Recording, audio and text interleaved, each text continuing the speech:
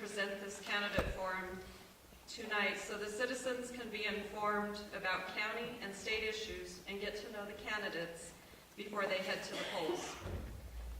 Starting today, we are celebrating Raton Professional Business Women's Week, and I urge all citizens to join in this salute to working women by encouraging and promoting the celebration of the achievements of all business and professional women for their daily contributions to our economic, civic, and cultural well-being.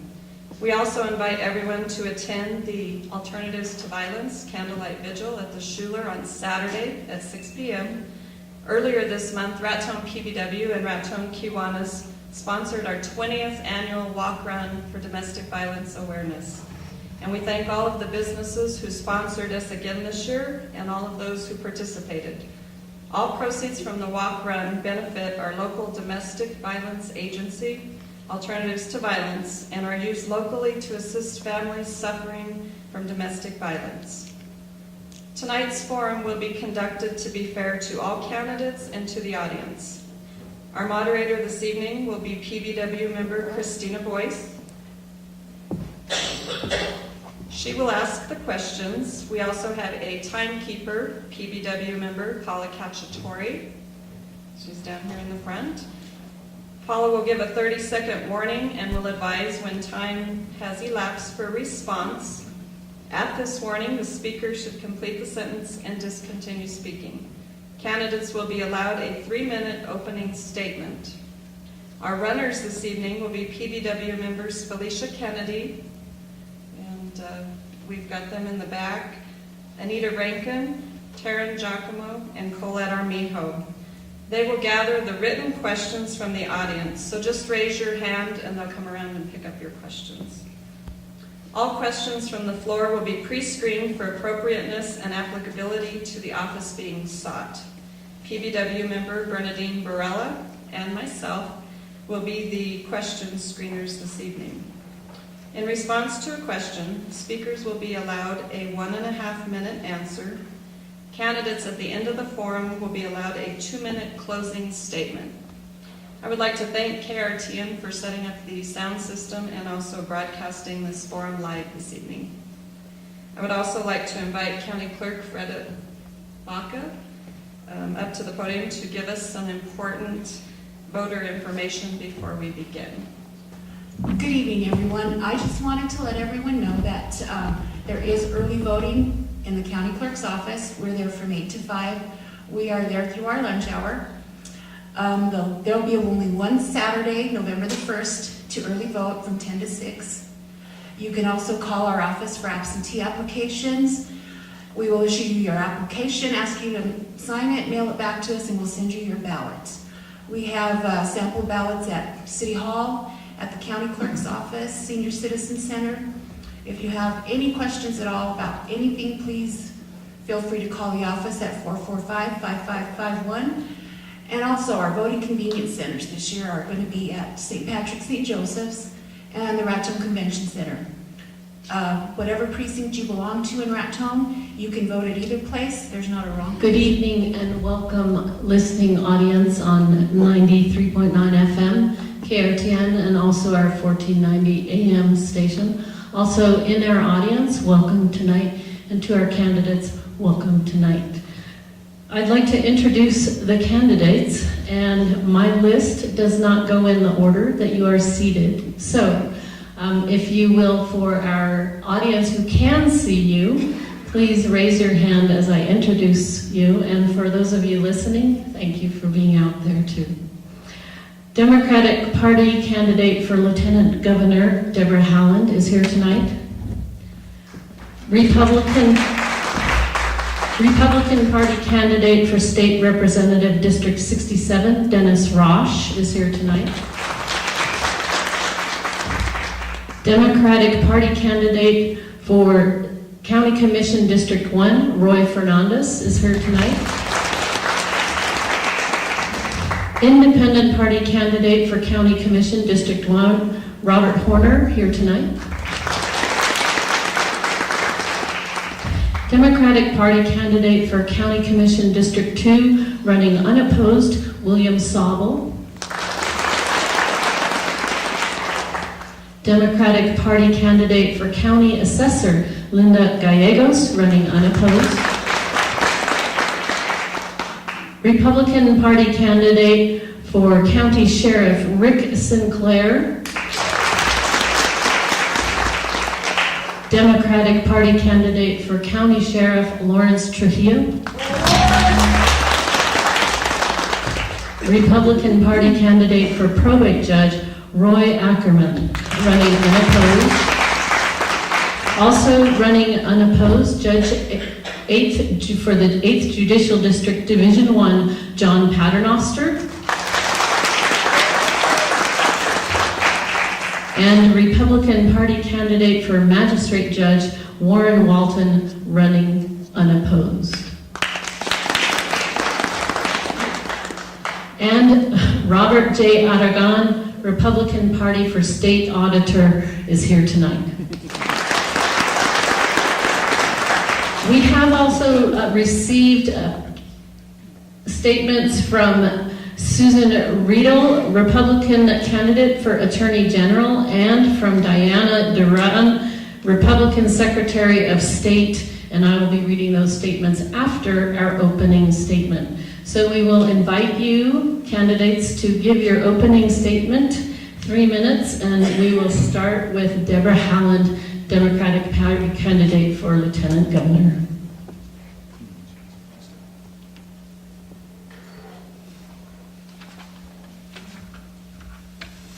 Good evening, everyone. Thank you so much for being here. We've been traveling a lot, and I'm always happy to come up to northern New Mexico. It's just really beautiful here, and love your theater. And I got a little historical perspective about the theater. Luckily, when I first came in. So I'll definitely be back. My daughter's a theater major at UNM, and she'd love to see a live performance in a theater like this, so that's exciting to think about. My name's Deborah Haaland. I'm the Democratic nominee for Lieutenant Governor. I'm from Laguna Pueblo, and that is the little pueblo that's about 40 miles west of Albuquerque. There are no pueblos up in this neck of New Mexico, but I hope that some of you have had an opportunity to travel down south a little bit more. We have a wealth of culture out there, and we share it with every New Mexican in the state. So if you haven't had a chance to visit us, we encourage you to come. You're always welcome. I am running with Gary KEIN. Gary KEIN is our current Attorney General. He sends his best regards to everyone and is very sorry that he couldn't come in person. At this stage of the campaign, we're splitting up so that we can cover a little bit more ground. So I got lucky this evening and got to come to Raton. So Gary KEIN, as you know, has been in public service for decades here in New Mexico. He cares a great deal about the state. He knows about the state. He has traveled a lot himself throughout New Mexico, and you may also know that his father, the former, his Bruce KEIN and Alice KEIN also did a great deal for the state. He wants nothing more than to live up to the legacy that his parents left with respect to caring about children and doing everything we can for our kids here in New Mexico, for education, for jobs, for our water and our land. Gary, I hope some of you were able to catch the debate last night. If you didn't, you can catch it. You can go online, and for those of you with computers and internet, you can go online and look at it or watch it at your convenience. It's really pretty simple. Gary and I, we know that we're 49th in child well-being here in the state. We've lost a lot of jobs here. Our education system is in shambles. We talk to teachers across the state, and we realize that there are some changes that need to be made. Among those, putting education in the classrooms back in the hands of the teachers. We're working very hard to make that happen, and we value every single vote in Colfax County. So we encourage you to get out to vote. Thank you very much for giving me this opportunity.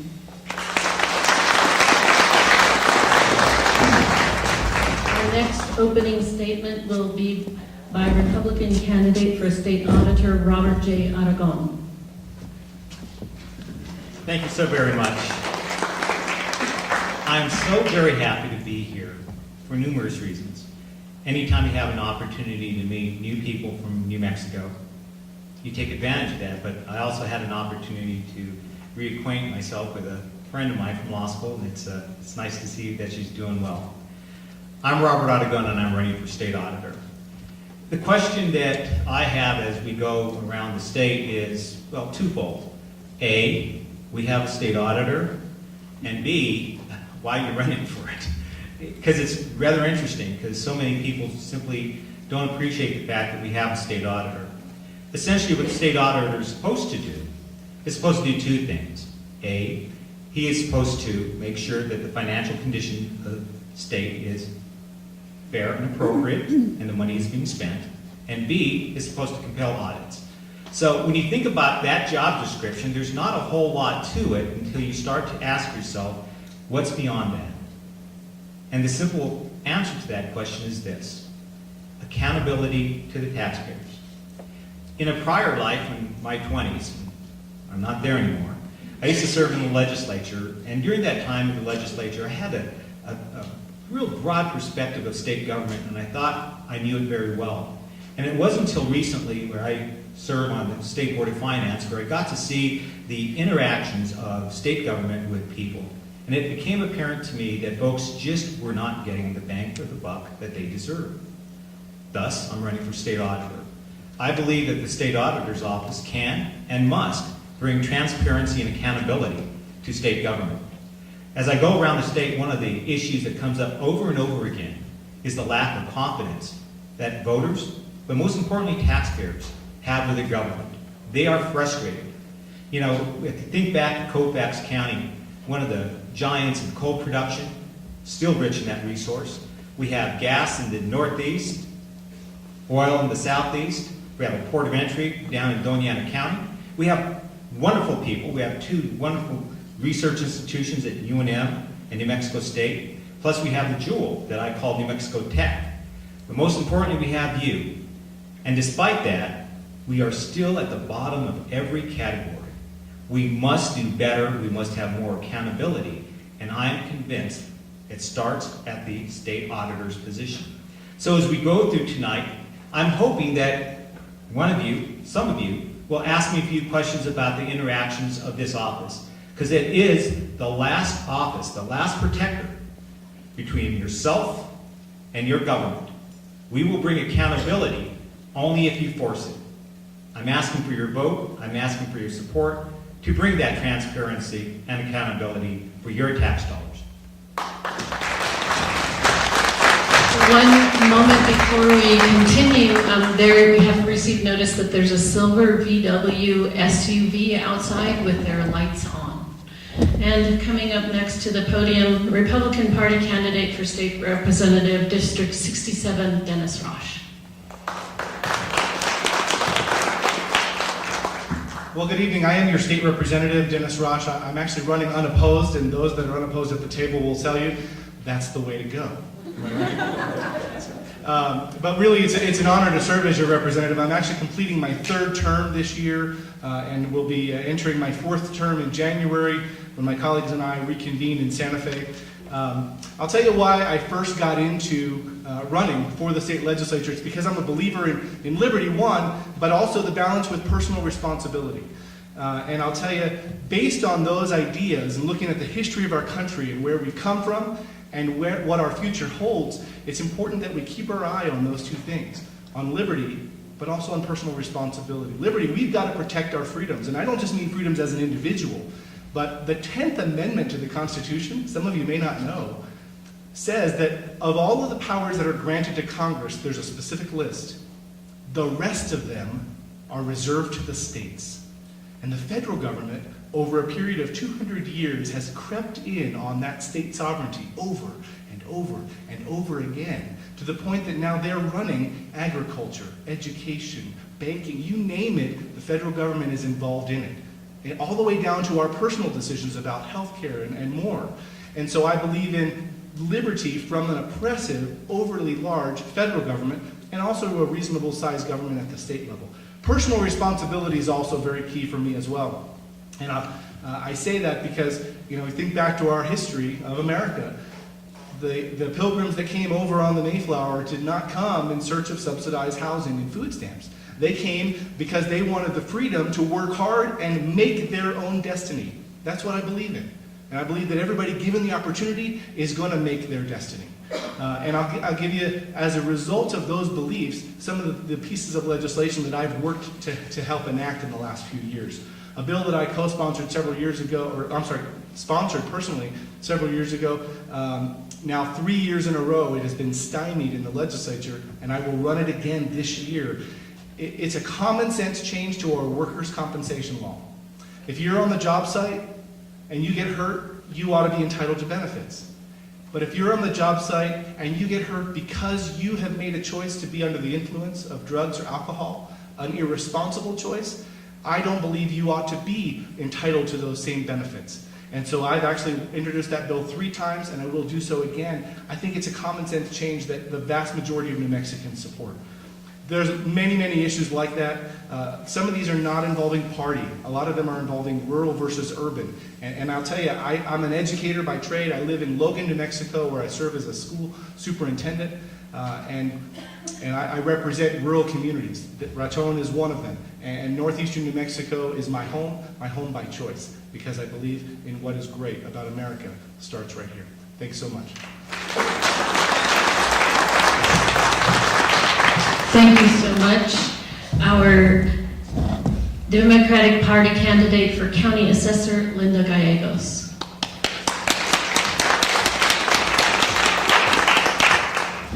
Thank you, and good evening, and welcome, and thank you for taking the time to come out and meet your candidates and hear from us.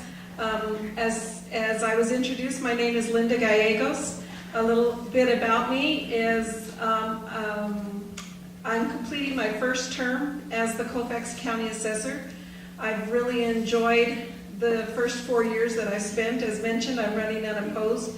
I'm very excited about going into the next 4-year term and continuing what my staff and I has been working on and what we've accomplished. A little bit about me. I was raised in Colfax County, more specifically in Maxwell. I came to Raton in 1986, and I worked at Title Services Incorporated for over 23 years. And during that time, I learned a lot about Colfax County properties and the things that go along with that. And so when the opportunity provided me to run for office 4 years ago for this position, I felt it was something that I could undertake and hopefully do a good job, and ultimately I succeeded in getting the vote. I come from a large family.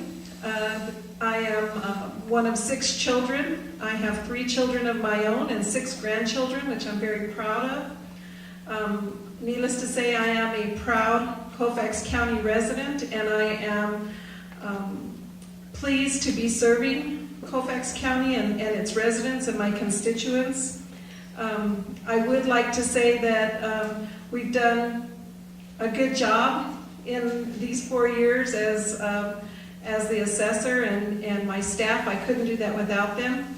I currently have 14 employees, and one of my great employees is my Chief Deputy Assessor. I'd like to introduce Christy Graham. She's out there in the audience. I call her my partner in crime. We all work together. I have a great team, and the people on my staff are made up of members of this community, and not just from Raton, from Cimarron, Springer, Maxwell, Raton, and as I said, there are 14 other people on my team. Maybe during my closing statement, when I have a little bit more time, I'll let you know about what we've been doing in the office and what we've accomplished, but I do want to say thank you so very much for allowing me to represent you, and it's a pleasure to continue to go on the next 4 years as your county assessor. Thank you very much.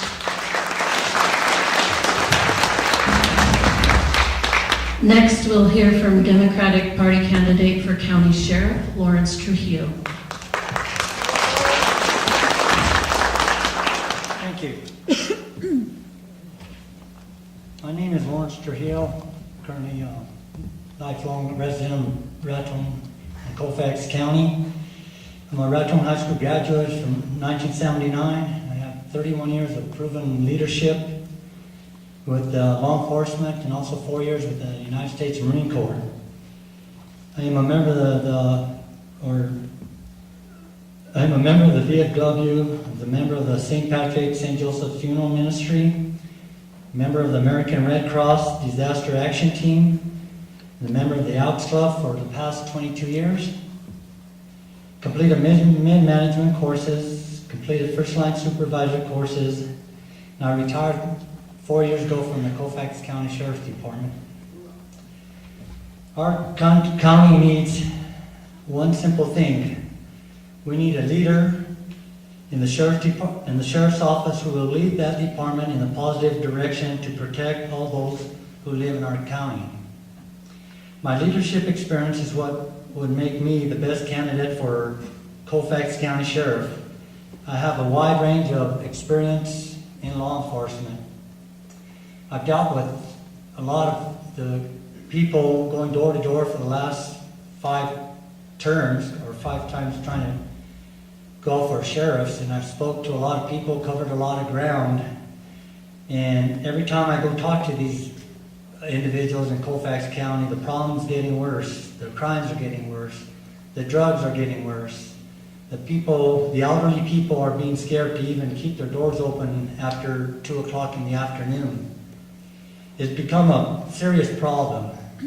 And whoever, whether myself or Mr. Sinclair becomes the next sheriff, I hope we follow through on what we tell the citizens of Colfax County, that we will protect you. We will try to change things in a manner to make it a better community to live in. Not just Raton, include everybody in Colfax County. There's a lot of miles that Colfax County covers, almost 4,000 miles we cover, and I believe there's only 5 deputies and sheriff and undersheriff, so there's a lot to be done. So determining who is their next sheriff, I hope that myself and Mr. Sinclair will follow through on our promises or actions that we say we're going to take to combat drug activity in our county. Thank you. And up next, we'll hear from Republican Party candidate for County Sheriff, Rick Sinclair.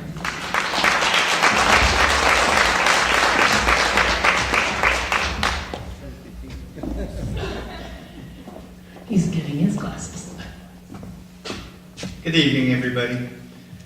Let's bow our heads for just a brief second of prayer or memory for our military and law enforcement personnel who have paid the ultimate price, the ultimate sacrifice, and are currently putting themselves in harm's way. Just a brief second, please. Thank you. Good evening, ladies and gentlemen, and thank you for attending tonight's forum. My name is Rick Sinclair, and I am currently a Colfax County deputy and have been for almost 5 years now. I've been a Colfax County resident for almost 14. I was formerly the chief of police in Springer and an officer and a detective with the Las Vegas Metropolitan Police Department in Las Vegas, Nevada for almost 13 years. That's where I started my law enforcement career. In 1975, it's a long time ago, isn't it? I started as a cadet and worked in patrol and ultimately wound up in vice and narcotics. My career has involved many outstanding and rewarding instances, and as well as many tragic ones. I've witnessed the best of the best and unfortunately the worst of the worst. As your next sheriff, I intend on being accountable and transparent, allowing you, the public, more information as to what is transpiring within the sheriff's office. I am definitely committed to the war on drugs. We have experienced a definite increase in drug-related incidents and arrests. Our caseload has practically doubled this year alone. Being a former narcotics detective and an undercover operative in Las Vegas, I have the experience in joint task force operations, and I will initiate special units that will focus on active and repeat offenders. I am respected by and have the cooperation of other local law enforcement agencies who have also committed to being part of this project. I am without a doubt the only candidate experienced enough and capable of doing this. Management is also extremely important, and as a former successful business owner in Las Vegas and an employer of over 50 people at 3 different locations, I know how to maintain personnel. I intend on filling the 3 or 4 vacant deputy positions with dedicated and committed personnel. I am also going to update our report-taking and record-keeping abilities to better allow information sharing with different agencies and the public. I will also actively participate with our children's, youth, and family organizations to educate and assist them in their endeavors. It is my mission to be a fair and respected sheriff, fulfilling my promises to the citizens of Colfax County and providing you with professional, dedicated deputies and employees. Thank you.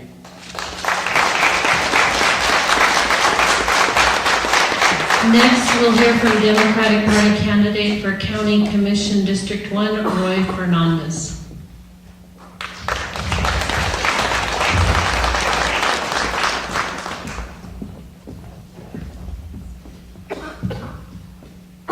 Good evening. I am Roy Fernandez, running for County Commission District 1. I am asking for your vote and your support tonight. I was born in Maxwell, raised in Raton, and lived here my entire life. After graduating from Raton High School in 1973, I went to work at the York Canyon Mine as an underground coal miner.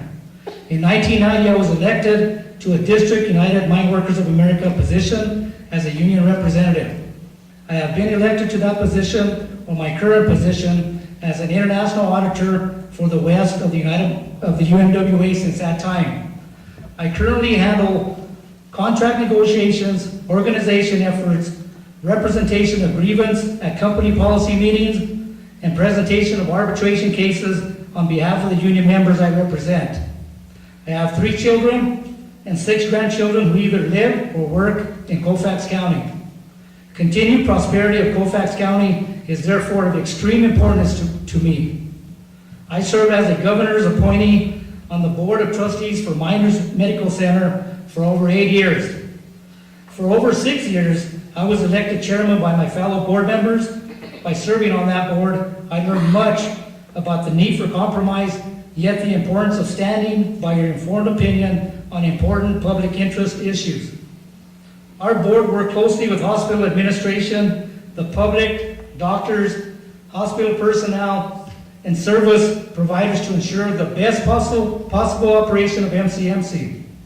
My experience there will certainly be of great assistance in my desire to represent Colfax County citizens. My 24 years of working with the mine workers have required an ability to work with others, including administrators, bosses, and workers. I also acquired the ability to speak my mind in front of a diverse group of people. In presenting grievances, cases to an arbitrator, I must acquire all the facts, question all the witnesses, and present the case in a fair and logical way. These are strengths that I look forward to using as a county commissioner. I have spent my life working on behalf of working men and women. I know the importance of a strong and productive workforce and the need of communication between bosses and workers. In my work as well as my board experience, I have always considered all sides of all issues. I promise you I will consider and debate all the issues seriously and thoughtfully before making a decision that will be in the public's best interest. I have attended the county commission meetings for the past 6 months now and have a grasp on the important and work and issues that face this commission. A few of those issues involve the Vigil Maldonado Detention Center, the infrastructure of the county, including roads, weeds, and sanitation, and ensuring the county, the personnel are paid at a livable wage for their important public service.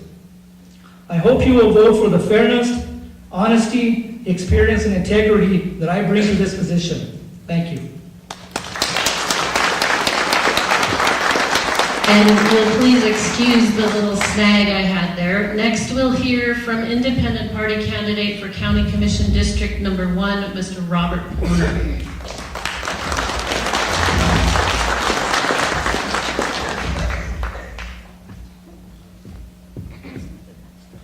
Good evening. My name is Robert Horner, independent candidate for the position, Colfax County Commission, District 1. I am a lifelong resident of Raton, graduate of high school, 1971, and have an associate's degree at the New Mexico State University. I am also a UMWA coal miner. I started work at Kaiser's Coal, York Canyon in 1973, and retired in 2006 with P&M Coal, 33 years to the day. Underground and strip mine, I've worked both. My wife, Judy, and I both have a dirt contractor's license for New Mexico. We have our own company, H&D Construction, here in Raton. I've seen this community shrink with jobs and people. Jobs leaving this area, drugs on the street, overcrowding at the detention center. I thought to myself, why can't I do something to help the towns of Colfax County? I live in District 1, and Jim Maldonado's terms are expiring. I've talked about this county commissioner position with other members. I am in District 1 with friends and neighbors rallying to support me in my election campaign. I would like to thank all the people here, and especially the Raton professional business women, for this candidate forum. Thank you. Next, we'll hear from Democratic Party candidate for County Commission District 2, running unopposed, Mr. William Sauble. Good evening. I'm Bill Sauble, third generation family ranch east of Maxwell. And I just want to thank you for allowing me to serve as county commissioner for the past 4 years. During that time, I've been proud to be a member of a team that has accomplished much. During that time, the county is solid financially. The county airport at Angel Fire was recently recognized as the most improved airport in New Mexico. The Colfax County Rural Fire Departments are well-equipped, staffed, capable of responding to emergencies quickly. The newly formed Rapid Response Team in the Raton area greatly enhances fire protection in the outlying areas around Raton and helps reduce county residents' insurance premiums. The construction of a training facility for structural firefighting at Philmont increases training opportunities for all of northeastern New Mexico. Colfax County has been and will continue to be a leader in a three-state coalition to keep the Southwest Chief in service. I am a member of a steering committee that represents Kansas, Colorado, and New Mexico that was formed in 1912 to coordinate a three-state effort to keep Amtrak on the northern route. I'm also a member of the legislative team for the New Mexico Coalition to Save the Southwest Chief. The next 4 years bring many challenges that the new commission must act upon. The growing number of inmates that has exceeded the capacity of the Hill Maldonado Detention Center. As a result, the county is contracting with San Miguel, Taos, and Roosevelt counties to house inmates outside of Colfax County. For adults, this is up to $80 per inmate per day, and for juveniles, this is $150 per day. At times, there's been as many as 30 inmates housed outside of the county. If this trend were to continue, this would add an additional $876,000 to the county's budget. However, increasing the capacity of the Hill Maldonado Detention Center is only a part of the solution. I strongly support the county manager's initiative to convene a working group of local judges, law enforcement, district attorney's office, parole officers, children, youth, and families department, and other interested parties to find long-term solutions to the county's drug and associated crime problems that lead to overcrowding at the detention center. Everybody recognizes the importance of economic development for Colfax County. To grow existing business and attract new industry into the county, Colfax County should support on rebuilding and maintaining infrastructure. Public safety is critical to making the county a place that people want to live. The county needs to provide quality infrastructure and support for law enforcement, hospital, medical, transportation, i.e. the county roads and bridges, fire protection, the solid waste service, emergency response, and to the senior citizens to make economic development possible. I'm also currently working on an effort to map underground water resources in Colfax County. The goal of this project is to define groundwater-bearing rock units in the subsurface, begin tracking changes in the water levels in existing wells, and determine the age of water residing in aquifers that are in use or may be used in the future. The information will allow communities and producers of Colfax County to make informed decisions regarding groundwater use. Oil and gas development could potentially become one of the mainstays in Colfax County's economy, especially if natural gas prices are increased to the point where exploration and development are feasible. To develop these resources in a responsible manner, the county is considering an oil and gas ordinance which is closely associated with a county comprehensive plan. The county has recently entered into an agreement with architectural research consultants to update the existing comprehensive plan. To support the proposed oil and gas plan ordinance, this comprehensive plan needs to define and protect community and lifestyles. It needs to identify and protect ecosystems of the county, including headwaters, riparian areas, irrigated lands. It also needs to identify goals and objectives of oil and gas development for the county. And finally, the comprehensive plan needs to map and define critical management areas of the county. Finally, the Colfax County maintains 596 miles of roads. Wind it up, sir, please. I'm sorry, Thank you. we need the rest of the people to be able to talk. Thank you.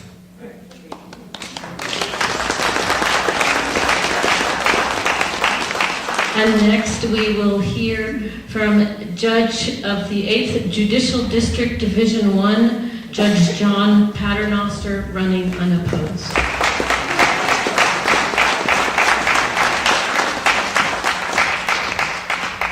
Thank you. Thank you, everyone. Thank you, business and professional women, for this opportunity. If a lawyer pulled that on me in court, Commissioner, there'd be sanctions. Cut into my time. I want to share this with you. This isn't the first table of politicians that I've sat at. So I don't think you'd be surprised if Judge Ackerman and I, sitting down there at the end of the table, think to ourselves, there's nothing left to promise. Everybody's talked about what they're going to do. It has been my honor to serve as your district judge here in Raton for 8.5 years. 8.5 years. I never forget, not one day, do I ever forget my commitment to my oath of office, to justice and fairness. I always had that in mind. And somebody might ask me what the hardest thing about my work is, and I would say this: watching the erosion of obedience to and respect for our laws every day. No person, no agency is above the law. I am honored and humbled that you have continued to support what I bring to this job, like special knowledge or skill, education, training, experience, my life experiences. I also want to thank everyone in Colfax County for embracing me and supporting the work that I've done as your district judge. When I was first appointed in April of 2006 by Governor Richardson, I was pretty much unknown over here in Colfax County. Oh, I had a few cases, but I was pretty much unknown. I came over here, I started campaigning with my spectacular wife, Pam, and I discovered that almost everybody in Colfax County knew her and liked her. She knew everybody also. So my first campaign, "Hi, I'm Mr. Pan, vote for me." So ladies and gentlemen, I'm running in a retention election, which means you vote yes or no to give me another second full term of 6 years. So I will ask you to please vote yes for Pam's husband. Thank you very much. Thank you, Judge Paternoster, for clarifying that retention vote. And finally, at the table tonight, we welcome to give your opening speech Republican Party candidate for probate judge, Roy Ackerman. Thank you. Deborah? Yes, sir. I'm reminded of a verse in the Bible that says, "The first shall be last, and the last shall be first." Just wanted to let you know. Well, my name's Roy Ackerman. I'm running for the Colfax County as the Colfax County probate judge. This position is a 4-year position. I'm running unopposed. I believe that the term has gone by really fast, and it is, like Judge Paternoster said, an honor to serve as your probate judge. One of the things that one of the people that helped me the most in this is my probate clerk. Her name is Virginia Mack. She's a dedicated and professional lady. She helps me a lot. I also see Judge Paternoster, 2 of your clerks out here, Mary and Ivana, and they also help me too when I call them. And they're very kind and courteous. And every time I go into my office, I look at my bulletin board and I see the oath of office, and I see Judge Paternoster's signature there. And I believe that not only is the oath of office very important to us as elected officials, you know, we're held to, I believe, a higher standard. That doesn't mean that we are any better than anyone, but I believe that we are held to a higher standard. My educational experience has been, I graduated from Eastern New Mexico University in Portales with a degree in business administration and agricultural business. And I was in banking. I went to the University of Wisconsin in Madison for a graduate banking school sponsored by our bank. So I believe that we work in the probate court with a lot of other departments, like Linda's department, the assessor's office, Freda's department, the county clerk, and other departments in the county and local attorneys. And I thank you for hosting this, ma'am, and thanks for having me. First, I will read the statement from Susan Riedel, Republican Party candidate for Attorney General, her opening statement. I'm sorry I couldn't be here in person with you today, but I appreciate you letting me share a little bit about myself and my background. I'm running to be your next Attorney General because after 25 years as a prosecutor, I believe it is time that we elect a prosecutor, not a politician, to be New Mexico's top cop. As a career prosecutor and district judge with over 25 years of experience, I've seen both the worst and the best our state has to offer. I've tried some of the most disgusting, unconscionable crimes you could ever imagine, but I've also seen the hope and resilience of families and communities as they have dealt with and comforted each other after these terrible acts. As great as New Mexico is, we also have some big problems. Rampant political corruption has left us with a system that benefits a small, powerful few over the needs of the many. We have scared businesses and good-paying jobs out of New Mexico because of overregulation And we have one of the highest rates of rape, domestic violence, and child abuse in the country. I say this not to disparage our state, but as a challenge. New Mexico is an amazing place to live, but somewhere along the way, we've lost our way. To fix New Mexico, we need to take on the crime that is ruining this state.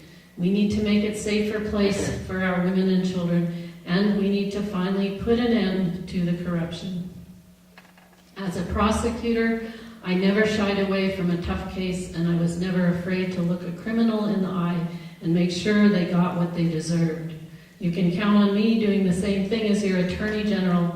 I won't be afraid to arrest a corrupt official, no matter how powerful they are, and I will tirelessly fight to protect our families and our communities.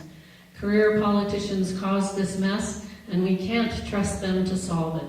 It's time to elect a prosecutor, not a politician, as our next Attorney General.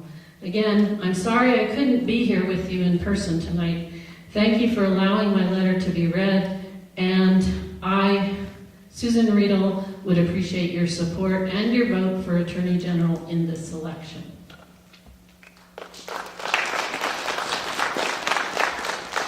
And our last opening statement from Diana Duran, Republican Party candidate for Secretary of State, running against Maggie Toulouse-Oliver, Democrat. As your Secretary of State, I am asking for your vote this year based on my record. 4 years ago, several newspapers called the Secretary of State's office a mess and a scandal, with millions of taxpayer dollars unaccounted for. We were the only state not in compliance with federal voting laws. Voter fraud was not taken seriously, let alone investigated. New Mexicans lacked confidence in the office, and our state deserved better. Today, I am proud to say that I've cleared up that mess, restored trust, confidence, transparency, and efficiency, eliminated the pay-to-play culture that has led to jail terms. I instituted transparent, open process contracting to modernize the office, replacing obsolescent equipment. I've brought us into compliance with the law, accounted for every dollar, investigated and obtained convictions for voter fraud. Our new elections integrity system resulted in the first error-free canvass in the history of the state. Canvasses had contained up to 2,600 errors per election. I do have an opponent, someone who's running very strong and very false ads about me. But you have to realize those ads are paid for by the same people who brought in an outfit called Acorn to New Mexico 6 years ago. Acorn has since disbanded because they were found to have fraudulently registered more than 500,000 voters nationwide, including thousands in New Mexico. More than 70 members of Acorn have been convicted of voter fraud, so they are very sensitive to every candidate who supports voter ID and who aggressively pursues voter fraud as I do. My opponent and I are on completely opposite sides when it comes to protecting your vote, your identity, and the integrity of elections. I support voter ID, which my opponent strongly opposes, based on my record of cleaning up an office that was a mess and on my continued position in favor of measures to protect the integrity of our elections. I humbly ask you for your vote. Sincerely, Diana Duran, Secretary of State. Thank you so much. And that concludes our opening statements. We will get on with the questions now. And as I said, if you all will help get the mic to each other, that would be great. To those of you listening out in Radio Land, thank you for your questions. We did receive questions via our email account and from our members here in the audience. And I'll just pick the first one on the top of the pile.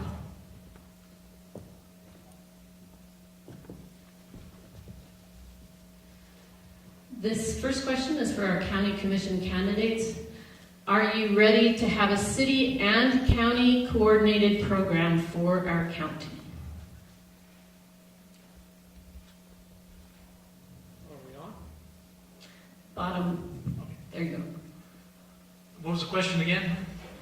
Are you ready to have a city and county coordinated program for our county? I guess they were talking about coordinated, is that in the voting? And if that is so, I believe that people that live outside the extraterritorial zone should have the right to vote in the city.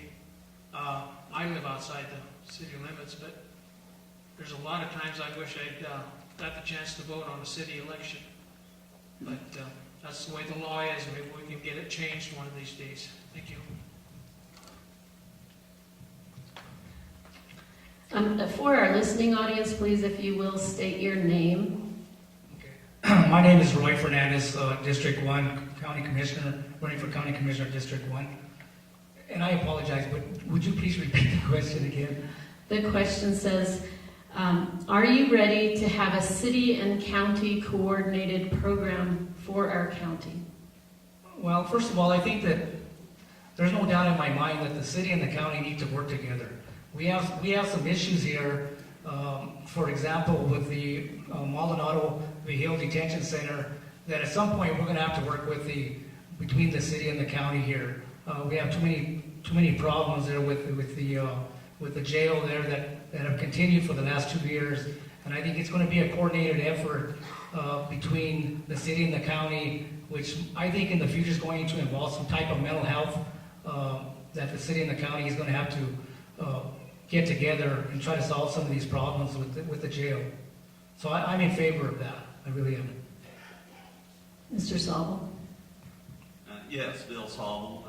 And absolutely, the county and the cities should absolutely coordinate, whether it's economic development programs, health care, law enforcement, zoning.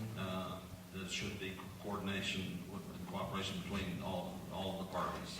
Yes. Thank you. And let's look to our sheriff's candidates next.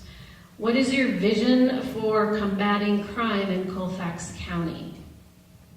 And I'll let you, Mr. Sinclair, start. Thank you. I'm Rick Sinclair. My vision is to ultimately get the sheriff's department fully staffed with deputies and to upgrade our communication systems, our report taking capabilities, and the way we store our information. It definitely needs upgraded. It probably have to be proposed and voted upon, but we're definitely short in that area. Whose fault it is, there's really no blame. It's just the way it is right now. And that's my suggestion. Yes, Lawerence, Trujillo. My vision for the Sheriff's Department is to get the staff enough, go meet with the commissioners and the city county manager, try to get money appropriated for the new hirees with the Sheriff's Department. Because I'm sure whoever comes in, there's going to be a whole new layout there. And my vision is to get the communication amongst other departments. First of all, we all need to act together, train together, and respond together on calls. You know, it's not city, it's county, or staters handle their own calls.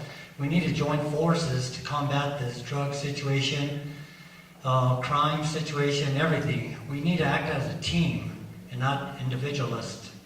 And I have talked to the interim chief of police, and we've gone up over some ideas. I'd like to deputize all the officers of the city police, Springer Police, Cimarron Police, whoever wants to come aboard and start combating the problem.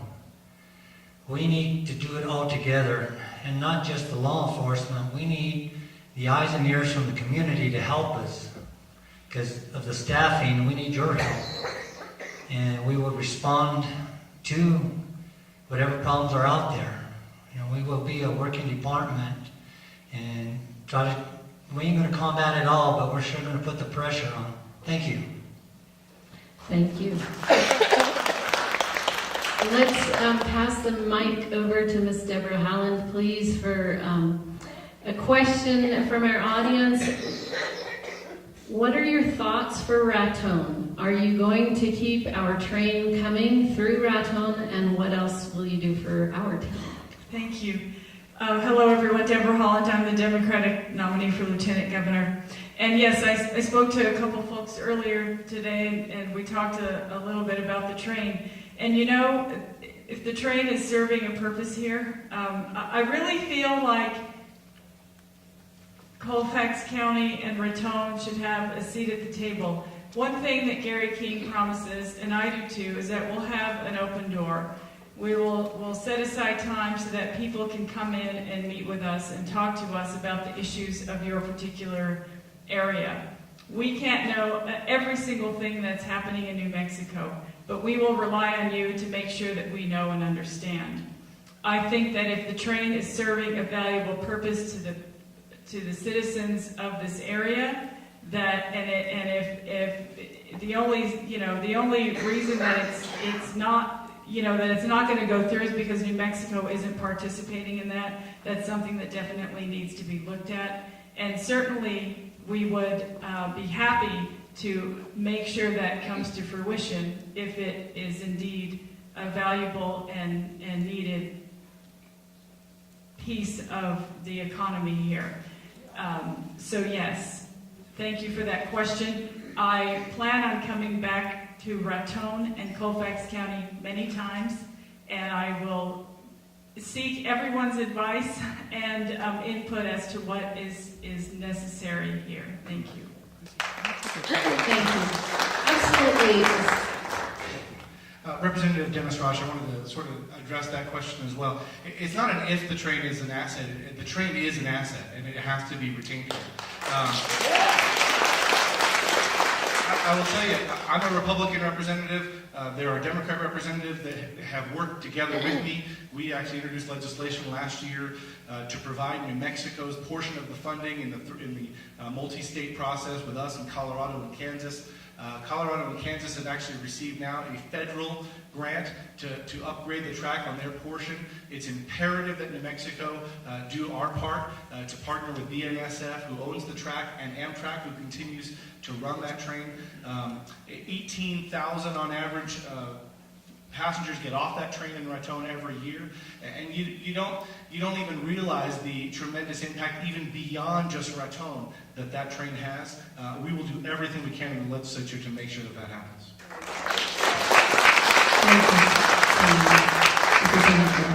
Okay, so let's direct the next question to our county commissioners, Mr. Fernandez and Mr. Horner. We have a question via email that says, what method or criteria would you use to determine how you would vote on an issue? Well, I think my method has always been the same. I like to study whatever the issue is, look into it, ask questions, get the facts, and then I make that determination on how I should vote. But as I said in my opening statement, I always do my research. As I said earlier, I've been attending the county commission meetings, and I've also attended the last two open public meetings for the CDBG hearings that was held here at the county.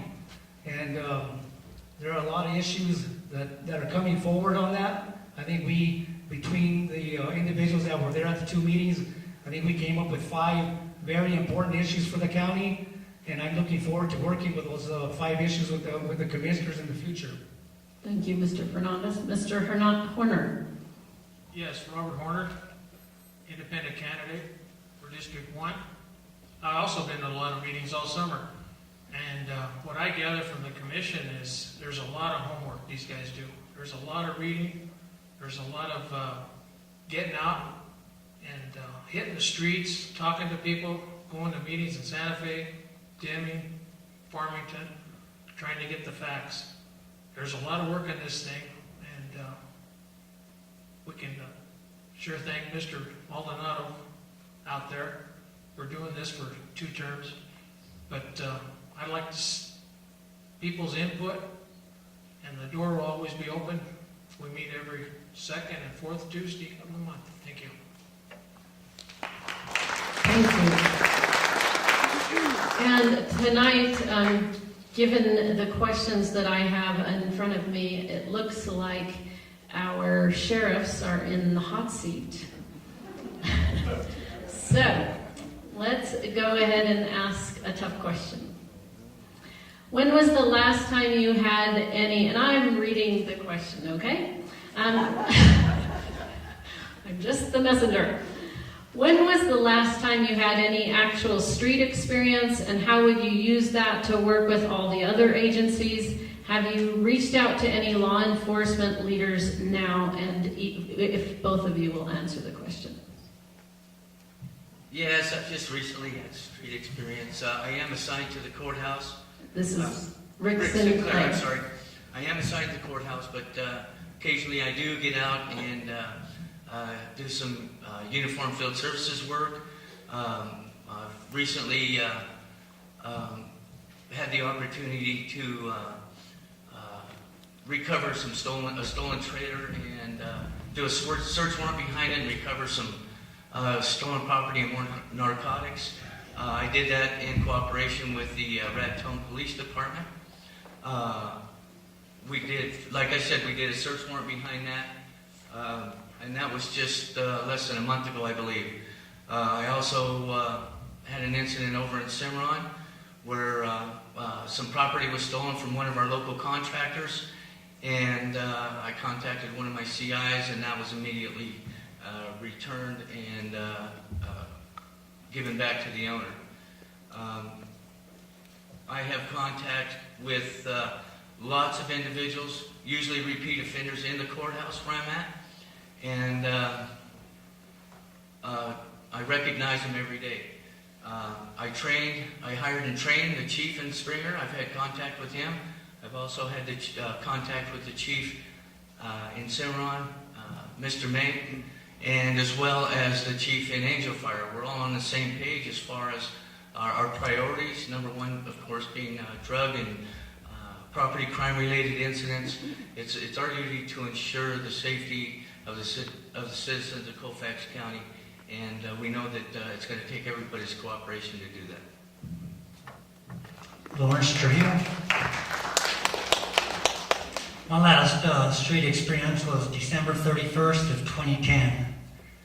That's when I retired from the Colfax County Sheriff's Department. And before that, every day was a street experience, whether you're arresting somebody or just basically stopping by and talking to somebody playing basketball on the court, or everyday conversation with a person downtown or in the grocery store. For the last 27 years that I was in law enforcement. So that was the day-to-day thing for me. Thank you. Thank you. Okay, we'll give you a little bit of a break and look to our judges. We have a question from the audience. Are you prepared to prosecute offenders to the highest degree? You want to answer that first, Mr. Probate Judge? This is a good question because it is something that I think we're going to be talking about in terms of the debate that I now understand is going to happen concerning our detention center that I'll be part of. And I'm looking forward to that. Judges don't prosecute. Judges are sworn to uphold the law. Prosecutors have to follow the law. Defense lawyers have to follow the law. Citizens have to follow the law. And police officers have to follow the law. It's the judge's job to see that that law is followed. And if I'm incorrect in any of my rulings, there's a Court of Appeals and a Supreme Court in Santa Fe ready and willing and able to point out my legal errors. I invite whoever wrote that question and everyone to come to court, to listen to sentencing hearings, to listen to trials, to listen to motions, to listen to the lawyers and the judges and the witnesses and the probation officers do their work, because there's so much more that goes into the answer to that question that I would need Law School 101, but I am thrilled that it is such an intelligent and compassionate and focused question, because I think about it every day, every single case. And remember, every case and every person is part of the justice system. Thank you.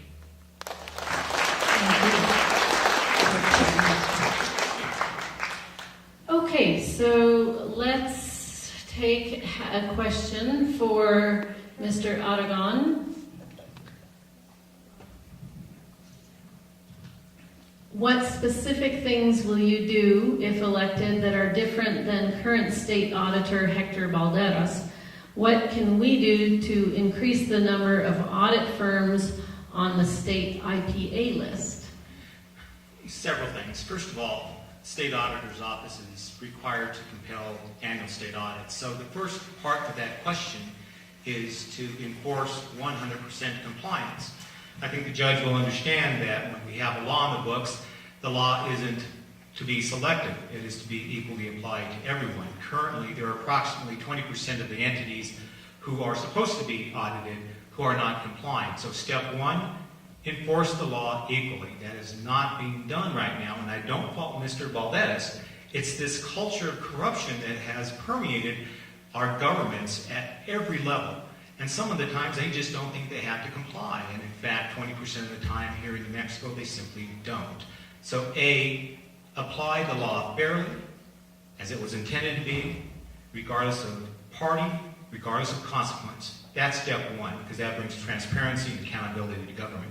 In terms of the list of CPAs, it does work with New Mexico's State Auditor's Office. Obviously, it is always a work in progress to make sure that we get the best and brightest, but most importantly, the people willing to work the hardest for the taxpayers. So those are the things that we will do. Thank you.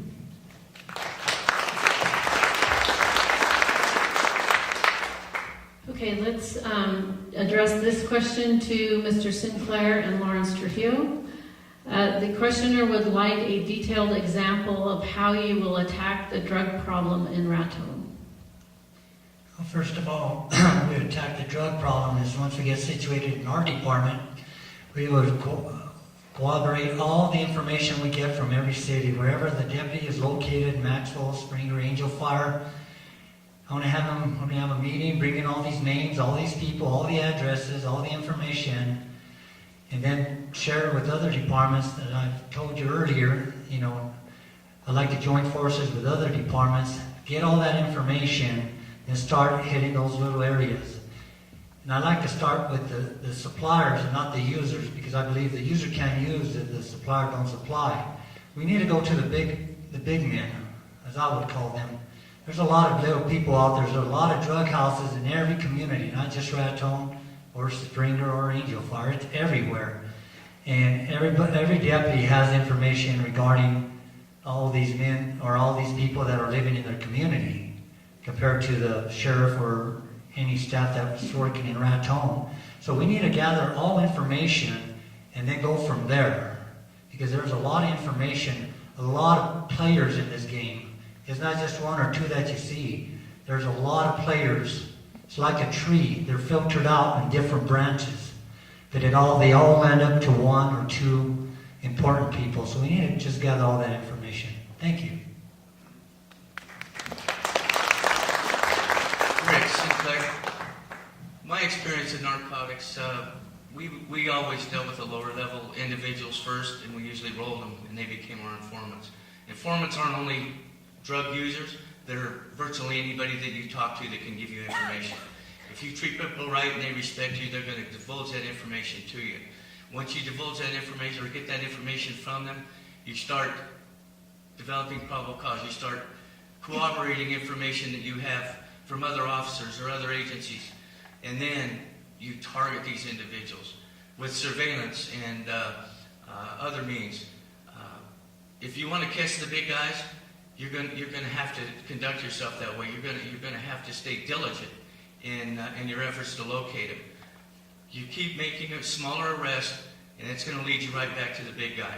Once you have all that information, you take all of that with the probable cause that you have, and that you've developed, and you subsequently get a warrant from and arrest them. Either that or do what we used to do and buy, bust them, and or subsequently make a buy from them. It's a little bit different here. We don't have a lot of those resources, but my intentions are to create a multi-agency task force with all the agencies, and we will devote ourselves simply to that to that particular area, drugs and property crime offenders. Thank you. Thank you.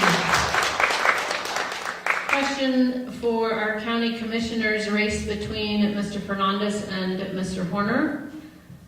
What is your knowledge and or experience with finance and budgeting? And please, candidates, do start with your name for our listening audience. Okay. Again, my name is Roy Fernandez, running for District 1. Of course, as I mentioned earlier, I'm the international auditor in the West, and I audit books for the local unions from all the states west of the Mississippi. So that includes many, many states, including our own here in Raton. So that's my primary job, is I audit books for the local unions to make sure that the local unions are staying within their guidelines. We have, of course, federal guidelines and state guidelines that we have to follow as a local union. So we have many unions, and as I mentioned earlier, that if they ask me to audit their books, that's exactly what I do. The other experience that I have was when I sat on the MCMC Board of Trustees. As the chairman for six years, I used to have to sign all the audit that we would have every year from the state. It was the chairman, and the chairman only, along with the administrator, that signed the audits. So that is the experience that I have with audits. Thank you. Go ahead. Yes, my name is Robert Warren, and I am a candidate with a little bit of experience in financial situations. I do own a dirt contracting company here in Raton. We have a lot of inventory as far as equipment, and this equipment is depreciated, and once you get it on the books, it's a 6-year deal. So I have a little bit of experience on financial situations. I like to say one thing, that my wife does most of the books, but I'm there making out the bills. So thank you. Thank you. And this next question is for Linda Gallegos. Will county residents see any significant increase in property taxes this year? If yes, why? Thank you. As far as there being significant property increases, what my office has been trying to do, or that we've hoped to accomplish since I took office 4 years ago, was to get our property values to a place that is current and correct, as well as being fair and equitable. Through our office and through reappraisal and cleaning up accounts, we've been able to get to a place where we can establish a fair market value, or hope to reach that point. The process there is a process. It's a matter of timing. Each individual community may receive their reappraisal by door-to-door reappraisal or otherwise. And so we are working diligently to get property values to a more current and correct state, and that is also fair and equitable, so that everyone in the county maintains their share of the tax burden, and not one community or one neighbor is being assessed unfairly compared to the next. And that's what our office has been working on the past 4 years, and that's what we'll continue to work on for the next 4 years. Thank you. This next question is addressed to Judge Paternoster, but it may be a question for you, Judge Ackerman.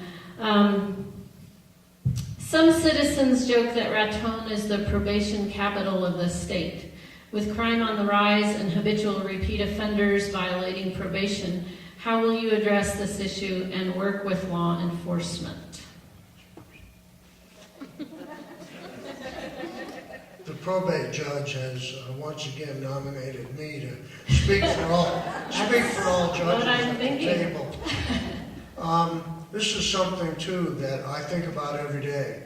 A lot of people end up on probation because a lot of people are convicted.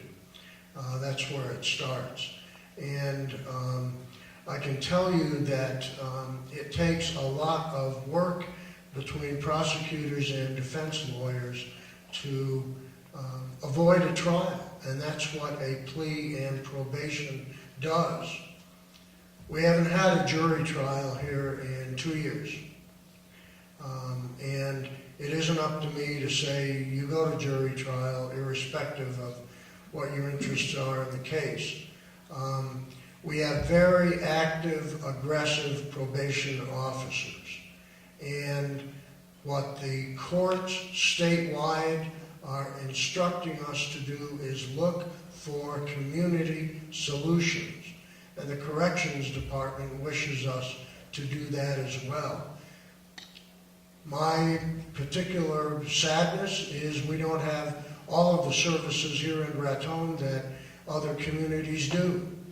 And I lived through the prison riot in 1980. I worked on that case. I've never gotten out of my mind and my soul what I saw and learned as a result of experiencing that prison riot. I don't choose probation lightly, but it's a matter that, again, involves a lot of daily thought and concern. We do have a lot of probation violators. I will be the first to tell you that the majority of people who are in the Vigil Maldonado Detention Center are probation violators. And I can't promise that every single one of them is going to go to prison, because that's unfair. Thank you.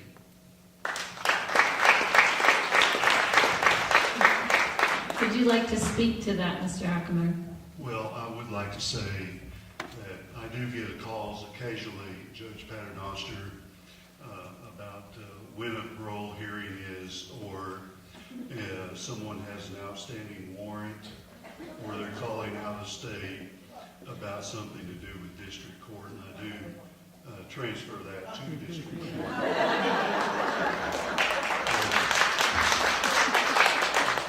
But our probate court, our main mission is to appoint qualified applicants as personal representatives to administer the estates of decedents. So we don't get a lot of parole violators in our court, but we do have occasion to want to prosecute some. Thank you.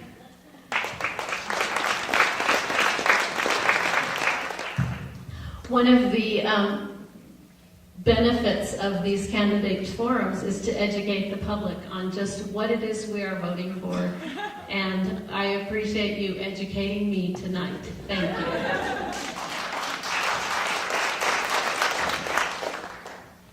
you. Okay, so let us have a director question again to our sheriff candidates.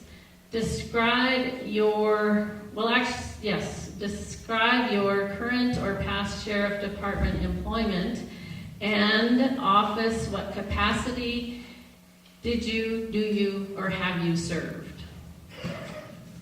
Rick Sinclair, candidate for sheriff. I started my law enforcement career in 1975 in Las Vegas, Nevada. I started as a cadet.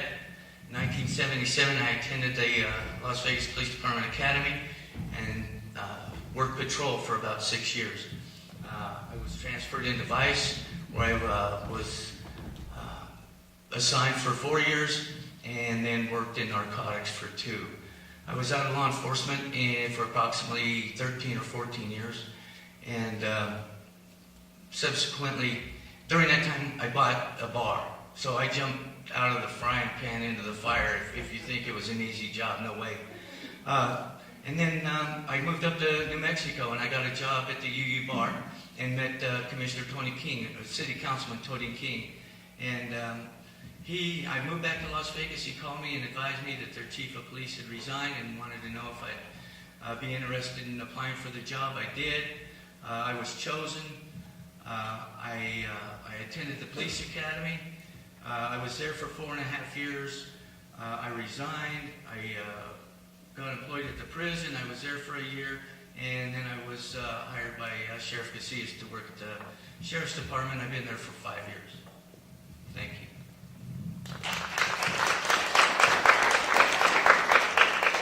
Lawerence, Trujillo, running for Colfax County Sheriff.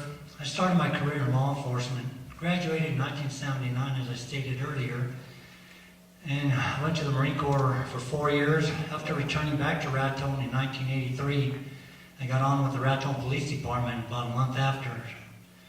And that's where I continued my career until 1992. I served, I think it was for 4 years at the New Mexico Boys School as a supervisor. Then Mr. Tim Maldonado hired me at the Colfax County Sheriff's Department, and that's where I ended my career in 2010, December 2010. So that, between the 4 years of the Marine Corps and 27 years of law enforcement, that brings me to 31 years, as you would see on my campaign card, of proven leadership.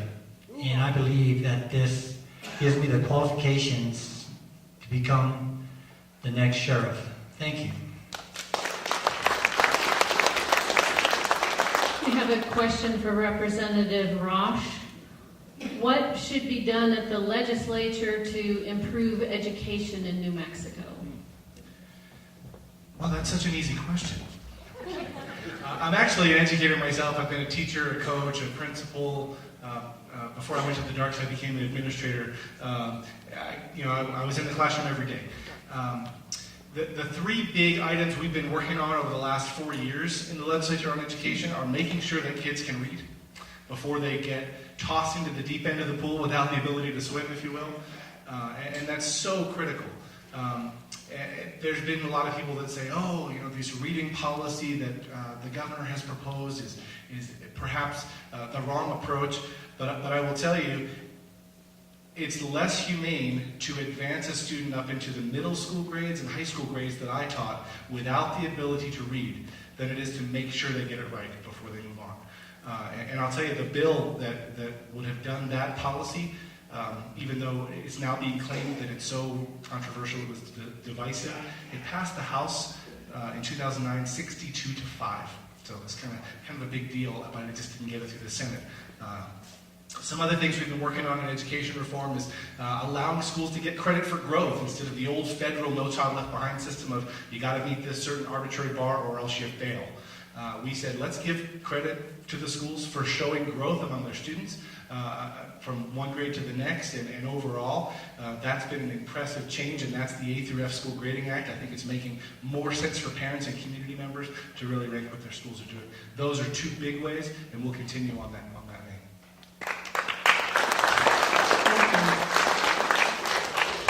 For our county commission candidates, and I'll ask all county commissioners to speak to this, or to be commissioners, what do you see as the #1 challenge for Colfax County and rural northeastern New Mexico? Robert Horner, candidate for county commissioner. I think the main topic we've been talking about is the detention center. Overcrowding, parolees, I've just heard about that. And then the second thing I would think is maintaining our county roads, make them up to specs. And also our sanitation department for the county. They're working on a plan maybe to get their own trucks, get their own sanitation department instead of contracting it out to Texas. Yes, candidate Roy Fernandez. I think my opponent hit most of the issues that the commission's going to be facing here. But the #1 priority, I think, they're all priorities actually. There's 5 special priorities, I believe, as a county commissioner that we're going to be looking at if I'm in there as a county commissioner. But I think the #1 priority right now is the detention center. We have a detention center that's a 42-bed facility. The max that we can hold in there is 51 beds. So if we overcrowd that detention center, what happens? They get sent out of the county. And attending these county meetings, it's my understanding that we have spent last year, I believe the number was up in around $400,000 that has cost the county. that's a lot of money. And there's got to be a reason why. And I don't blame the judges, but I think it's still a judicial problem. And I'm not saying it's a Judge Paternoster problem, but I think it's a problem with the district attorney's office here. In my opinion, we never had this problem until about 2 years ago.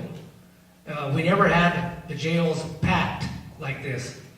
And it's costing this county a lot of money. And the other thing that worries me is what I found out is when I don't believe it's the sheriff's department, the deputies that are taking these prisoners wherever they're taking them, but it's the actual detention center workers that are transporting these prisoners, and that's a big safety issue.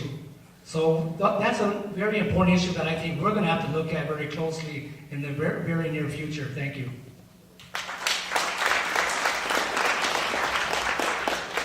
Bill Sauble, and certainly the detention center is high on our priority list. It's absolutely critical that we come to some sort of resolution to the overcrowding. But beyond that, I think we need to look at the economic development efforts for the county. And as I stated in my opening statements, we need to concentrate on the county infrastructure. We need to look at what the county can do to make the Colfax County an attractive place for current residents so as to be able to stay and have jobs and to attract new business. Thank you. Thank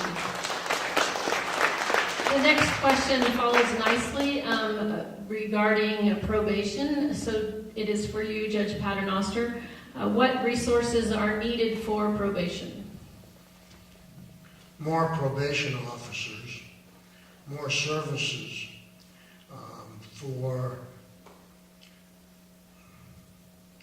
people that don't fit, and I hate to use this word, a profile for repeat offender, recidivism kind of person that needs a long prison term to be away from society and keep our community safe. The trick with probation is trying to get a recommendation to the court that addresses the needs of victims, the needs of the community, the particular needs of a defendant. And so my short answer would simply be more probation officers and more services. We can't hear these cases fast enough. So more judicial resources would also be of great benefit. I hate to say that it's a money issue, but it may boil down to that. There are very strict timelines on getting probation cases heard. And if the prosecution cannot meet those deadlines, the law requires me to dismiss the cases or impose other sanctions. And I will follow the law before all else. Thank you. Thank you.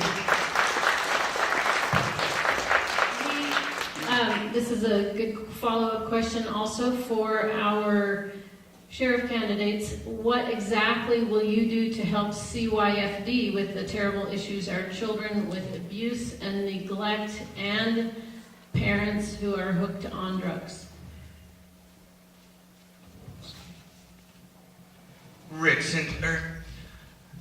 Well, first of all, families that are involved in that issue, I feel extremely sorry for. We can assist CYFD in education and providing them with as many resources as we can in order to assist them in combating the problem. Naturally, the courts have something to do with that when they sentence or demand that the parents are to attend drug courts, and the abuse issues are when a child's abused,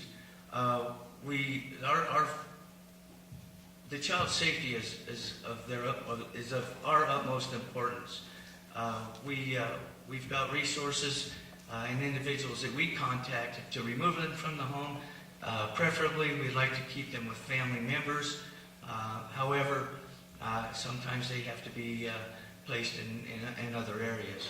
But I'll definitely open the doors to anybody in that particular organization, CYFD, juvenile probation, to assist them in whatever needs that they need.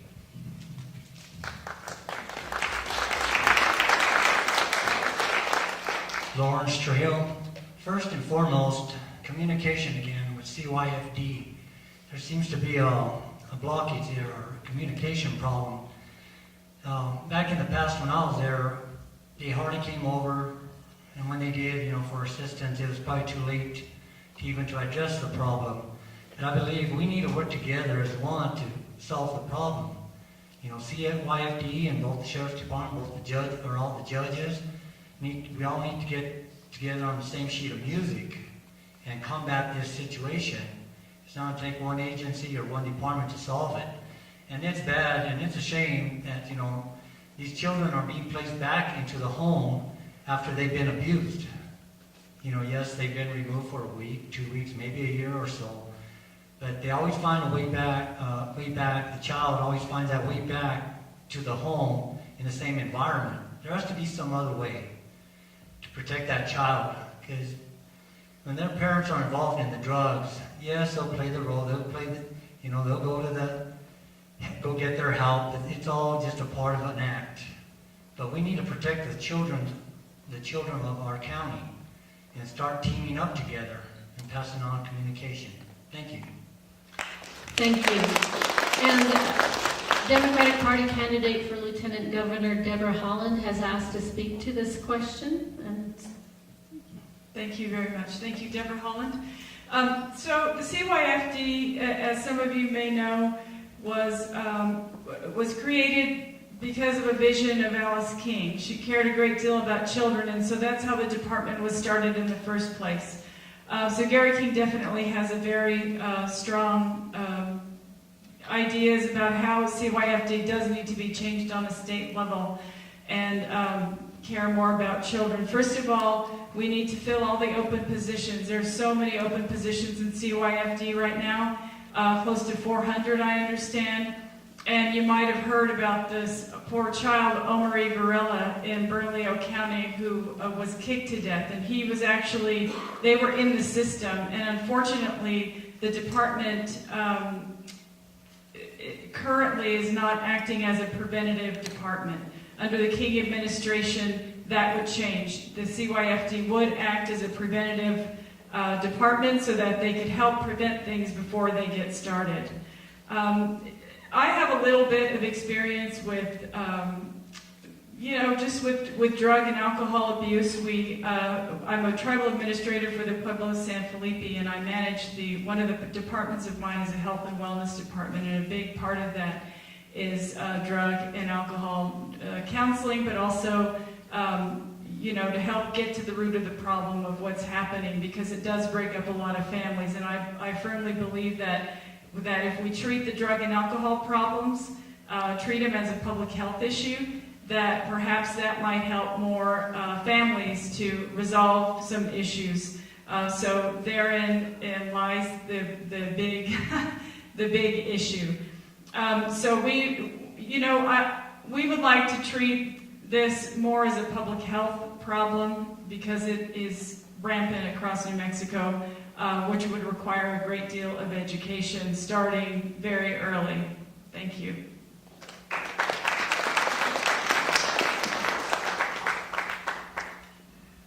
we have a question from the mayor of Cimarron, who is in the audience tonight. He says, I would like to have a Colfax County Sheriff's Officer patrol an 8-hour shift on a weekly basis in the village of Cimarron to our sheriff candidates. As the Colfax County Sheriff, would you be willing to do this? As we go back, Lawerence, Trujillo, as we go back, it would be nice to offer that, and which we will. But once we get, staffed with enough deputies to cover that area because they have a lot of other areas to cover. But we will provide coverage for all the areas that don't have it. And, we will be there. Like I said, I want to join forces with other departments and start hitting other communities in law enforcement. And you won't just see the Colfax County Sheriff's Department or just the city police. You will see some city police from Raton going up there, or them coming to Raton to combat situations like that. I know, the problem is everywhere. Everybody's short-staffed. And, I don't know how we will be invited or accepted into different communities because they're set in their ways already. But I will attempt to work with them and have an officer there at a certain time of the day or, not even on schedule there where they know what you're doing, just work together. And I believe, we need to protect the citizens of Colfax County. Thank you. Rick Sinclair. Unfortunately, we can't assign a deputy that one specific location simply because that on any particular day at any given time, that deputy may have to go to a different municipality or attend an accident out on one of the highways if the state police aren't there. However, we can have one in the area, in the general vicinity. We try and generally locate them around so our response time to assist their officers is as short as it can be. We can't predetermine these crimes or incidents, but we can certainly stay within distance so that we can respond as fast as we can. If we've got a deputy that's handling a case in Maxwell and they don't have a department, we have to be realistic here.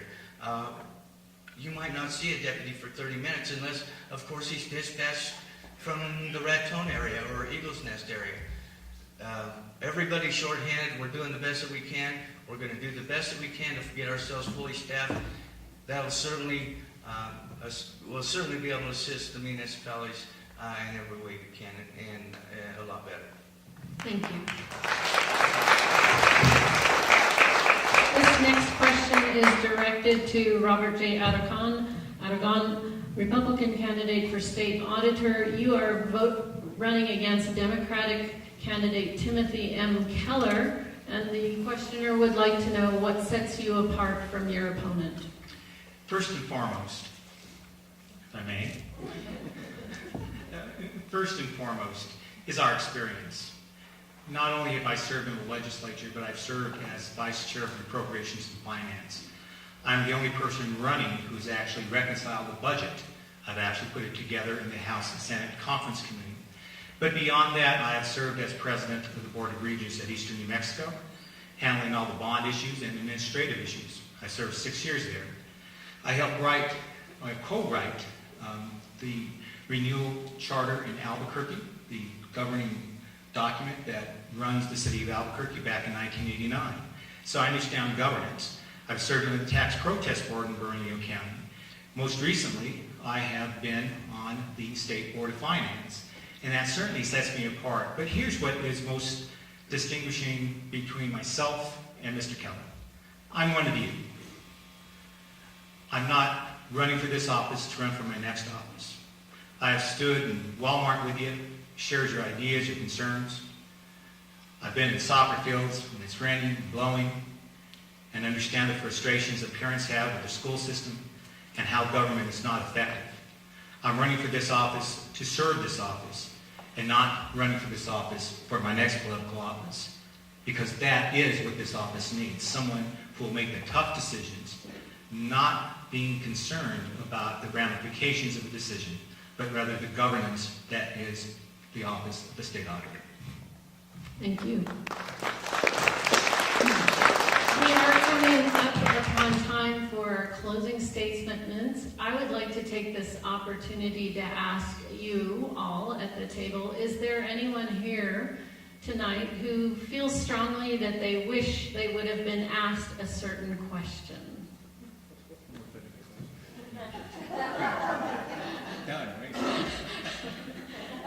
Well, okay then. It looks like we are ready for our closing statements. And if you'd like to come up to the podium, I think, or which would you prefer? Podium. Podium. Okay. Well, I'll go ahead and vacate the premises. So for, again, our listening audience, if you will please open with your name and your position you're running for. And thank you. You have 2 minutes for your closing statement. So are we starting with me, or are we starting with the last? First with the last and the last? Let's start with, would you like to start first? Thank you. Thank you, everyone. Thank you so much for giving us your time this evening. I just wanted to finish up with a couple things about me because I realized I spent too much time talking about the theater when I got up here first. So my dad was a 30-year career Marine. I was raised in a military household. I attended about 13 public schools before I graduated from Highland High School in the Southeast Heights of Albuquerque. I've been a small business owner. I owned a salsa company for 11 years, and my daughter and I traveled the roads of New Mexico delivering our salsa to various mom and pop stores across the state. My mother was a Navy veteran. That's how her and my dad met. And she also dedicated 25 years of her life to Indian education. So I was raised in a family that valued community service, service to country, and those were the lessons that I learned from my parents. I have a bachelor's degree in English from UNM and a JD from UNM School of Law. I graduated from law school in 2006. I'm a tribal administrator for the Pueblo of San Felipe, and I run the federal programs there for the tribe and make sure that the governor and the administration stay abreast of all the issues that are happening with the state and also with the federal government. So the tribal state and the tribal federal relationships are extremely important to Indian tribes here in the state to make sure that they get the things done that they really need to get done. Among those, a lot of infrastructure, which many of us, whether we're tribes or not, use that infrastructure to get from point A to point B many times. I also want to let you know that we're working extremely hard across the state. We're working to get our voters out. For those of you who might be a little worried because of the polling you're seeing, I want to assure you that the only poll that matters is the one on November 4th. Thank you so much.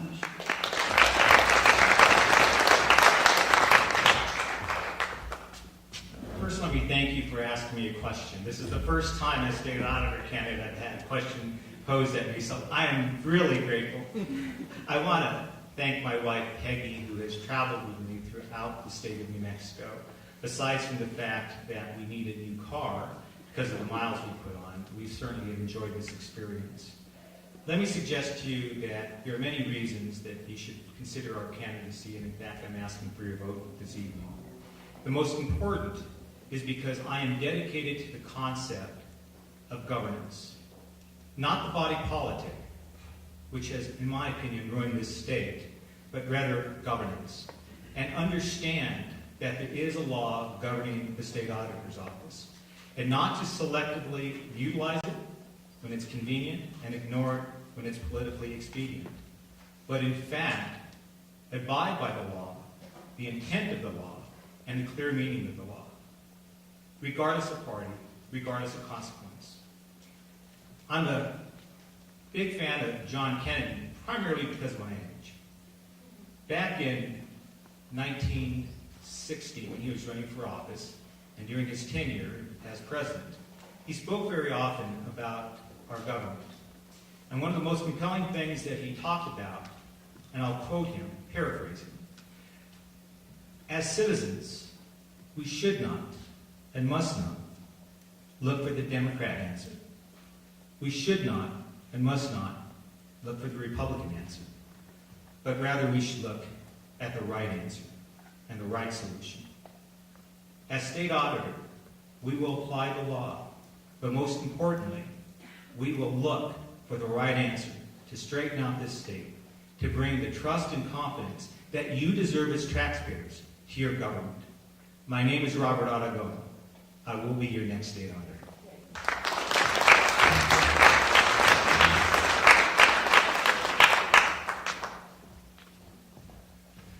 Dennis Rausch. I'm your state representative again for Northeastern New Mexico, District 67. Who you send to the state legislature really does matter. It really does. And not just for the policy items that I've addressed in some questions this evening, but also because the legislature is the one that spends the hard-earned tax dollars you send to Santa Fe, that I send to Santa Fe, that we all send to Santa Fe. $6 billion budget this year. 2 years ago, the budget passed in the House of Representatives 70-0, proving we can work together. We're not like Congress. However, this last year, that budget tied 35-35, and we had to go back to the drawing board to get a good budget, which we did. But what's encouraging to me is that as we all bring our different perspectives from around New Mexico together to the table, we're standing up for you. We're standing up for community. We're standing up for the people who pay the bills for those public servants. And I'll give you an example of principled leadership. I serve on the tax committee as well as the education committee. And folks have proposed raising taxes on gasoline, on liquor, because we need more money for DWI prevention, or we need more money for the road fund. And, interestingly, those taxes were first established to pay into those funds, and long ago, some politician diverted them for some other purpose. I say, let's put them back where they were intended to go the first time and not raise taxes on anyone in New Mexico. That's actually sort of been the principled approach that Governor Martinez has had in leading the state toward balanced budgets every year she's been in office. And I urge your support for her principled leadership as well in this race. Thank you, sir.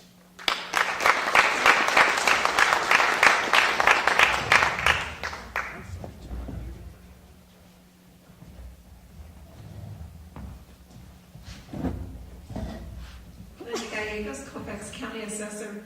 I just wanted to tell you all thank you again for your support and entrusting me into this office. Certainly the assessor's job and position isn't a popular job.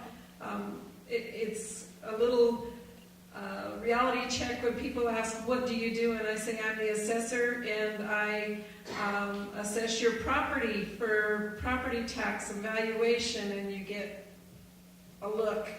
So it's not always a popular job, but it's a very necessary job. The property taxes are probably the largest revenue source to the county that funds services for the county, such as fire departments and your Colfax County Rapid Response Team, yes, and DWI programs in schools, etc. And so it is a very integral part of the county and the county processes and the revenues that fund our county. I'd just like to say, again, thank you. It's an honor and a privilege to serve you. My main goal and mission has been quality customer service, and we will continue to do that through our office. I look forward to the next 4 years, putting in the hard work and the dedication that you've entrusted me in this position. So thank you again, and have a good evening. And thank you, ladies, for hosting this forum.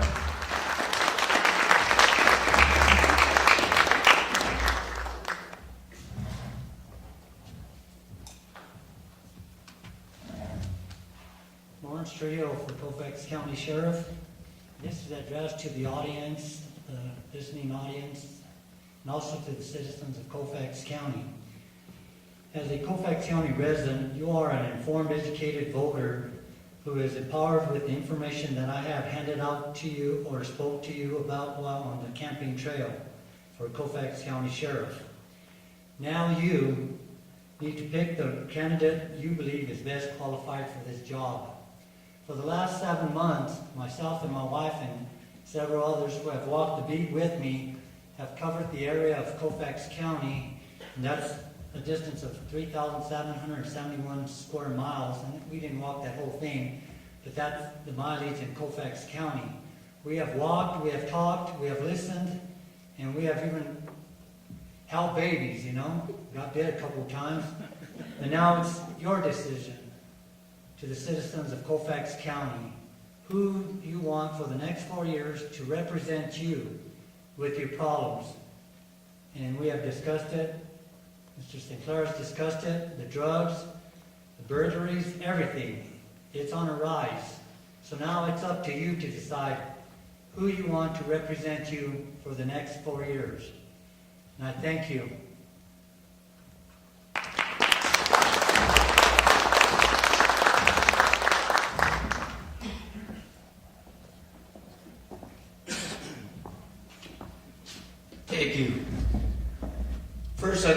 tell you and express to you, I'm extremely proud to be a Colfax County deputy.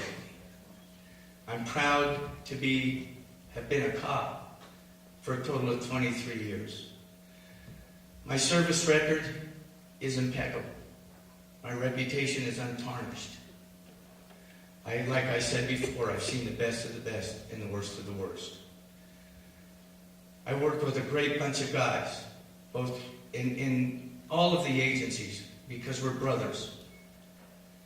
I'm decisive, and I can make intelligent and quick decisions. Everybody in this county has demanded a change of some kind. With my experience from a larger police department, I have that ability. I've seen a large, working, functioning police department with all the modern technology. I've committed myself to my undersheriff, Mr. Leonard Baca, who's an experienced 17-year veteran of the Raton Police Department. Together with his training and his experience, and my training and my experience, we can develop and train our officers so we can be accountable, and we'll have the respect. We treat everybody with respect and dignity. I'm from a culturally diverse area of Las Vegas, Nevada. I grew up with all kinds of people. This is not strange to me.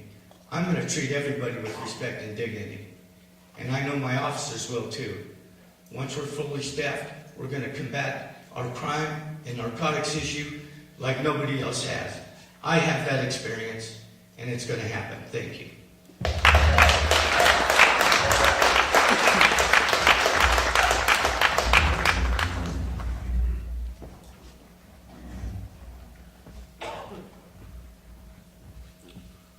Robert Horner, independent candidate for county commissioner. If I am elected to this office, I'll be open to talk and recommendations. I will address concerns throughout the county, and I will work to the best of my ability for the people of Colfax County. I am looking for maybe better roads, more gravel, maybe some paving, better infrastructure,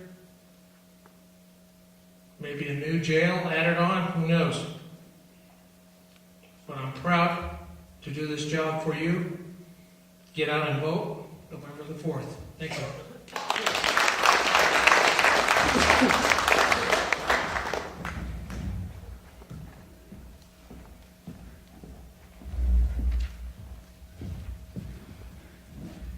Before I start my closing arguments, I do want to thank one person here, and that is Jim Molinado. Jim has served over 40 years in public service here, and that's the position that myself and Mr. Horner are running for. And Jim, we want to thank you for all the time that you put in.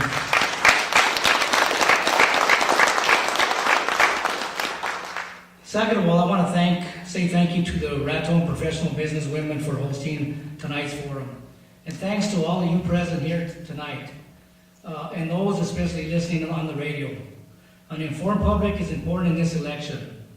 Thanks also to my opponent, as we both know how difficult it is to put yourself before the public as a candidate. I would simply like to stress my qualifications for the position. I have over 8 years serving on a statewide board. I have spent my adult life working to resolve and make better worker management issues by working with a large variety of people in these two capacities. I have learned the importance of leadership and active participation in issues facing boards and workers. I have identified several things tonight that I believe will come before the next commission. I am more than ready to listen, learn, and decide how to handle these very important issues. And I promise to do so honestly, openly, and fairly. Thank you.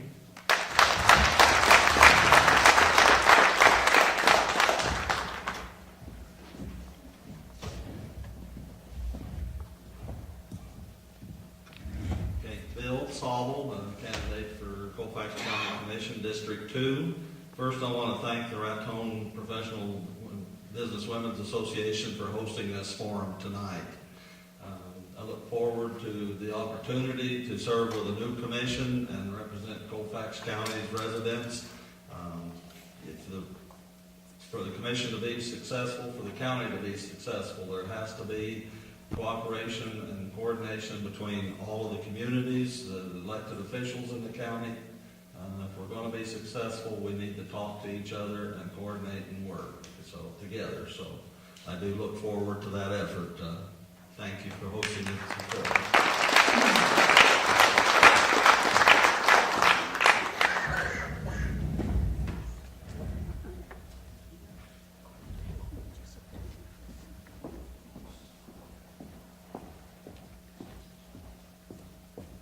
Ladies and gentlemen, here in the theater, those of you listening at home can't see this, but I'm pulling an old lawyer trick. My opening statement was on a full-page sheet. The notes for my closing statement are on a little teensy-tiny.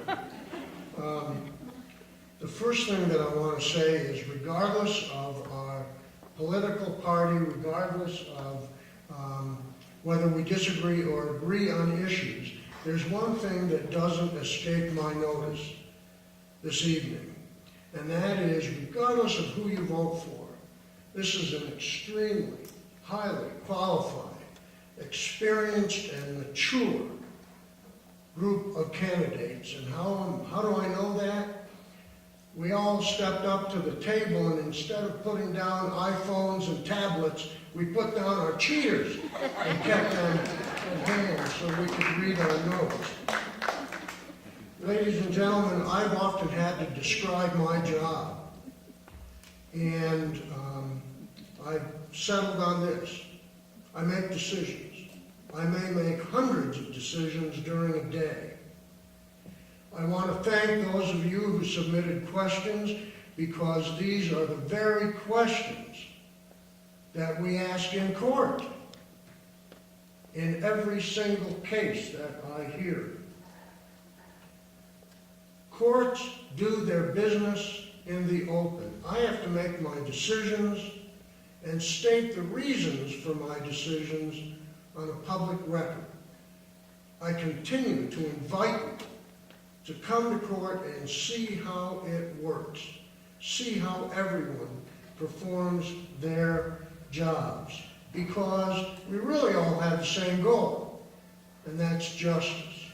And there is no more valuable human goal in civilized society than justice. I hope that you will retain me, keep me in office for another 6 years, so I can continue with my staff and law enforcement agencies that we work with, and all of the citizen groups and support services to do the job that we've been doing with honesty and humility and hard work. Thank you all. Good evening.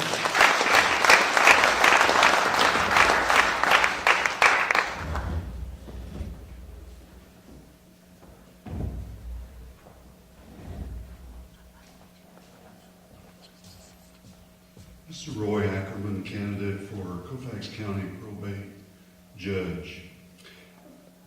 I do appreciate you allowing us to come here tonight and not only debate, talk, give reasons why we're running, but I have this job as the probate court judge has been very rewarding. It's, I believe, an important job because we deal a lot with grieving families, and we want to make sure that we do appoint qualified applicants to handle the estates of people that can no longer speak for themselves. I would like to thank the Raton Professional Business Women for hosting the event, KRTN for broadcasting it, and the Schuler Theater for hosting, also hosting the event. And I appreciate your vote on November 4th. Thank you.